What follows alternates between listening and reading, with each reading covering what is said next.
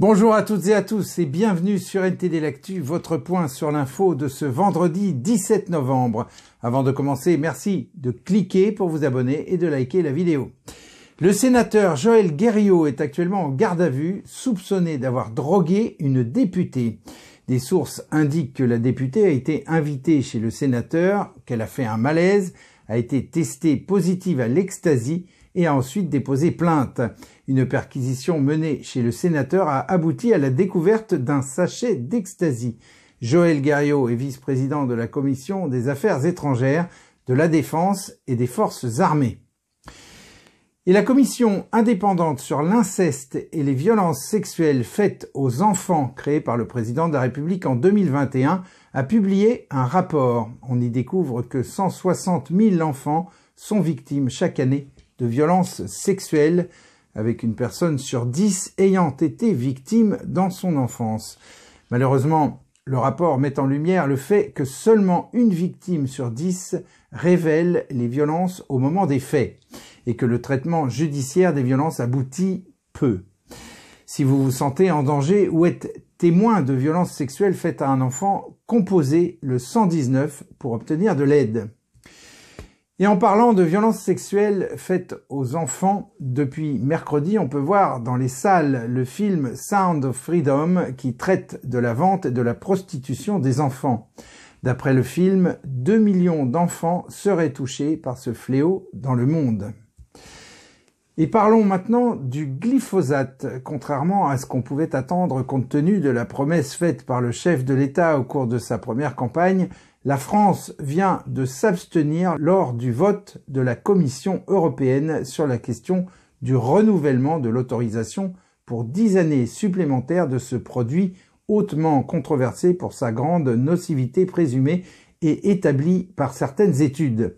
L'argument du ministre de l'Agriculture, Marc Fesneau, pour défendre cette position est que, je cite, « On ne peut pas être dans un régime qui soit en permanence dans l'interdiction, sans aucune solution, sans aucune alternative. Mais partout où l'on peut réguler les usages, il faut le faire. » Fin de citation. En tout cas, c'est reparti pour 10 ans de glyphosate. Si certains agriculteurs peuvent en effet s'en réjouir, les habitants des campagnes qui sont les plus exposés aux effets du produit ne peuvent que s'inquiéter de cette prolongation. Et la ministre des Sports et des Jeux Olympiques, Amélie Oudéa-Castéra, a détaillé son salaire qui avait fait l'objet de questions devant les députés, expliquant qu'elle était passée d'un salaire annuel de 1,4 million d'euros lorsqu'elle travaillait en tant que directrice exécutive chez Carrefour à un salaire de 500 000 euros en tant que directrice de la FFT, la Fédération française de tennis. Elle a affirmé que c'est par passion pour le sport qu'elle a renoncé aux 2/3 de sa rémunération, soulignant que l'argent n'a jamais été son moteur. Et à Rouen, la basilique du Sacré-Cœur a été cambriolée et vandalisée. Une statue a été cassée, des vases sacrés ont été volés et le chœur de l'autel a sérieusement été abîmé. Le curé des paroisses de Rouen estime les dégâts à des dizaines de milliers d'euros. Une plainte a été déposée. Et je laisse maintenant la parole à Anthony. Anthony qui va nous parler automobile. Anthony, c'est à vous. On vous écoute. Merci Rémi. Bonjour à tous. Une nouvelle ère s'annonce dans l'univers automobile avec Renault qui s'apprête à lancer sa filiale Ampère. Ampère, qui devrait entrer en bourse au printemps 2024, ambitionne de devenir une figure de proue dans le domaine des véhicules électriques abordables. Avec une valorisation estimée entre 8 et 10 milliards d'euros, Ampère symbolise la renaissance de Renault. Mais la route n'est pas dégagée. Renault fait face à des géants comme Tesla, leader incontesté du marché électrique, et à des challengers ambitieux comme le chinois BYD. Le pari de Renault est audacieux. Proposer une alternative électrique abordable dans un marché dominé par des véhicules souvent onéreux. Alors, comment Renault va-t-il se démarquer avec sa Renault 5 électrique et le futur modèle Legend? Et quelle stratégie adoptera-t-il face à l'arrivée de concurrents comme Huawei, qui envisage de lancer des voitures électriques à des prix défiant toute concurrence? Tout de suite, découvrons ensemble les grandes lignes de sa stratégie. Avec Ampère, Renault engage une révolution visant à conquérir une part significative du marché électrique. En rassemblant plus de 11 000 collaborateurs, dont un tiers d'ingénieurs, Ampère se positionne comme un acteur majeur. Renault prévoit de vendre environ 300 000 véhicules électriques en 2025 et aspire à atteindre 1 million en 2031, soit la moitié de ses ventes mondiales de 2022. Ces ambitions se traduisent par un objectif de chiffre d'affaires de 10 milliards d'euros en 2025 pour la gamme Ampère, contre 46 milliards pour Renault en 2022. Mais la marque française se prépare aussi à une concurrence féroce. Tesla, avec une gamme de véhicules électriques haut de gamme, reste un concurrent redoutable.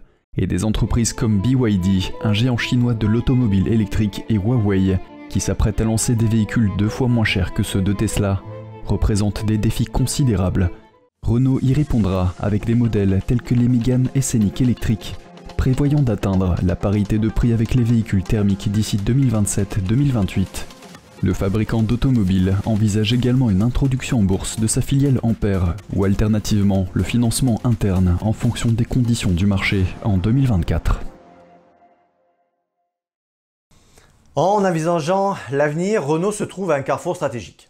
L'introduction réussie de ces véhicules électriques, en particulier le modèle Legend, pourrait reconfigurer le marché.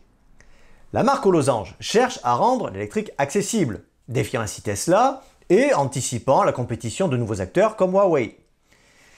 La capacité du constructeur à offrir des véhicules électriques abordables, tout en maintenant sa rentabilité et répondant aux attentes des actionnaires, sera un élément clé de son avenir dans un secteur en pleine transformation. Le défi est de taille. Proposer des voitures électriques à la portée de tous, tout en naviguant dans un environnement concurrentiel de plus en plus dense. Reste à voir quels seront les impacts de ces initiatives sur le marché global et sur la perception des consommateurs envers la mobilité électrique. L'avenir de Renault, riche en promesses et en défis, et donc un pan tout entier de l'industrie automobile française, pourrait bien dépendre du succès de cette audacieuse initiative. Rémi, c'est à vous. Merci Anthony. Et au sud de Jérusalem, un soldat a été tué et 5 autres personnes ont été blessées dans une attaque terroriste qui s'est produite sur un checkpoint. Les 3 terroristes ont été abattus après avoir ouvert le feu. Les victimes ont été hospitalisées, certaines seraient dans un état critique. Les forces de sécurité poursuivent leurs recherches pour retrouver d'éventuels complices, tandis que les routes ont été temporairement bloquées. Qui est Yahya Sinwar, le chef du Hamas à Gaza? Cerveau présumé du 7 octobre, Yahya Sinwar est l'ennemi numéro 1 des Israéliens. Il y a 2 ans, cet homme a déclaré « Nous attaquerons leurs villes, nous les poignarderons, nous les écraserons avec nos voitures ». Il avait déjà été arrêté pour terrorisme en 1989. Déjà à cette époque, il se vantait de sa violence et était fier de sa cruauté envers les Palestiniens qui collaboraient avec Israël. Par exemple, il a demandé au propre frère de celui qui voulait assassiner de creuser une tombe, puis de le mettre dedans et de l'ensevelir doucement jusqu'à ce qu'il meure. Yahya Sinwar a été opéré d'une tumeur au cerveau par des médecins israéliens. Il est sorti de prison après 22 ans, échangé avec 1000 autres prisonniers palestiniens contre un seul otage israélien, Gilad Shalit. De retour à Gaza, il est devenu le chef du Hamas. Israël le recherche activement.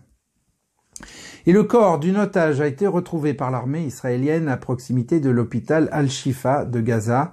La victime a été identifiée. Il s'agit de Yehudit Weiss qui avait été enlevée par le Hamas lors de l'attaque du 7 octobre en Israël. Des équipements militaires ont également été découverts dans la structure où elle se trouvait. Et c'est demain, samedi, que la fameuse fusée d'Elon Musk devrait décoller après sa tentative au printemps qui s'était soldée par une explosion. La mise à feu de Starship, la plus grande et plus puissante fusée jamais construite, sera suivie de très près par la NASA. Et je laisse maintenant la parole à Vladia qui va revenir sur la rencontre qui a eu lieu avant-hier entre Joe Biden et Xi Jinping. Vladia, c'est à vous. Merci Rémi, bonjour à tous. L'année dernière, les tensions entre les États-Unis et la Chine ont atteint un nouveau sommet. Aujourd'hui, les 2 parties recommencent enfin à se parler. Une rare rencontre en tête-à-tête entre Joe Biden et Xi Jinping a débuté. Les discussions à fort enjeu se déroulent en marge du sommet de l'APEC à San Francisco. On va faire un tour des principaux sujets abordés. Tout d'abord, la communication militaire. Biden a insisté sur la nécessité de rétablir les contacts entre les armées, ce qui est essentiel si une crise venait à éclater. Pékin a coupé les liens en août de l'année dernière après que Nancy Pelosi se soit rendue à Taïwan. L'île autonome de Taïwan est un autre point de discorde. Avant les discussions, Pékin a de nouveau blâmé les États-Unis d'accorder une aide militaire à l'île. Également à l'ordre du jour de la réunion, le rôle de la Chine dans la guerre entre Israël et le Hamas, ainsi que le conflit en Ukraine. Vladimir Poutine et Xi Jinping se sont rencontrés à Pékin le mois dernier, où ils ont appelé à une étroite coordination de la politique étrangère. Les liens entre la Chine et l'Iran sont également au centre de l'attention après que ces proxys terroristes ont multiplié les attaques contre les troupes américaines au Moyen-Orient. D'autres sujets doivent être abordés comme les droits de l'homme, la mer de Chine méridionale, le climat et le commerce. Dans le contexte d'une économie chinoise en difficulté, les questions liées au marché figurent en bonne place dans l'agenda de Pékin. Des analystes estiment que Pékin tentera de persuader Biden d'assouplir les droits de douane et les exportations des puces informatiques de pointe. Pour adoucir les relations, Pékin semble faire des gestes amicaux à l'égard de Washington. Ils envisagent d'acheter des avions à Boeing et plus de 3 millions de tonnes de soja américain. Les médias d'État chinois ont également réduit leur couverture négative des États-Unis. En outre, selon un reportage de CNN, les fonctionnaires chinois ont planifié dans les moindres détails la rencontre entre Xi et Biden. Ils se sont assurés que tout, de l'endroit où Xi serait assis à ce qu'il verrait par la fenêtre, serait soigneusement préparé. Avec toutes ces dynamiques en jeu, peut-on s'attendre à des actions concrètes ? Un analyste estime qu'il est important de maintenir le dialogue ouvert, mais que les problèmes avec la Chine ne peuvent pas être résolus par la négociation. Il a ajouté qu'il ne s'attend pas à ce que la réunion débouche sur une avancée majeure.